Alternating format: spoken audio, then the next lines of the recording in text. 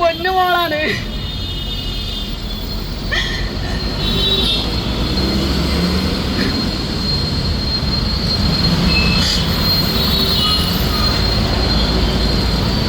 അവള് പെരുന്നാക്ക് വേണ്ടി ഡ്രസ്സ് വരെ വാങ്ങി വെച്ച കുട്ടിയാണ്. അതുപോലെ ഒന്നും കാണാൻ പോലും പറ്റിയിട്ടില്ല. ഇത് സംഭവിക്കാൻ പാടില്ല.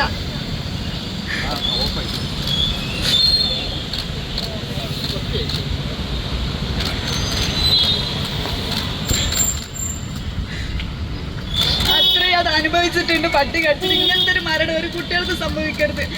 പട്ടി കടിച്ച മരണം തന്നെ, പേവിഷ ബാധിച്ച മരണം തന്നെ അത്ര നേരിട്ട് കണ്ട ഒരാളാണ് ഞാൻ. ആ കുട്ടീൻ്റെ അടുത്ത് നിന്ന് ഐസൊലേഷൻ വാർഡിൽ നിന്ന ഒരാളാണ് ഞാൻ.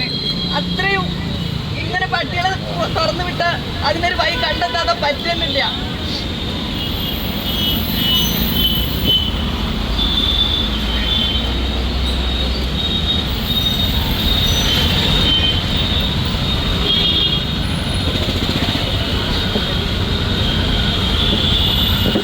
പ്രിയമുള്ളവരെ, ഈ വലിയ ദുരന്തത്തിൽ നിന്നും ഇനിയും ഒരു മാതാകൊച്ച് ഇതുപോലെ വരാൻ പാടില്ല. ഇനിയും തെരുവ് പട്ടികൾ നമ്മുടെ പാവം കൊച്ചുമക്കളെ കടിച്ചു കയറാൻ പാടില്ല. ഇവിടെ ജനങ്ങൾക്ക് ജീവിതം നൽകണം. മനുഷ്യരാണ് ഇവിടെ വലുത്, അല്ലെങ്കിൽ മൃഗങ്ങളല്ല. ഇതൊരു ജനാധിപത്യ രാജ്യമല്ലേ? ജനാധിപത്യ രാജ്യത്ത് ജനങ്ങൾക്ക് ജീവിക്കണ്ടേ?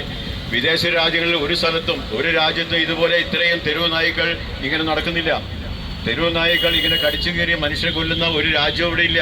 അവരെല്ലാം അതിന് ആധുനിക മോഡൽ സംവിധാനങ്ങൾ അവർ നിർമ്മിച്ചു കഴിഞ്ഞു.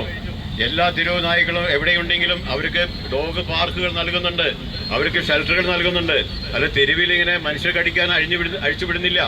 അതുകൊണ്ട് ബഹുമാനോട് മുഖ്യമന്ത്രി എത്രയും പെട്ടെന്ന് ഇതിനൊരു സർവകക്ഷി യോഗം വിളിച്ചിട്ട് ഈ മഹാദുരന്തത്തിൽ നിന്നും ജനങ്ങളെ രക്ഷിക്കണം. കേരളത്തെ ഇന്ത്യക്ക് മാതൃകയാക്കുവാൻ വളരെ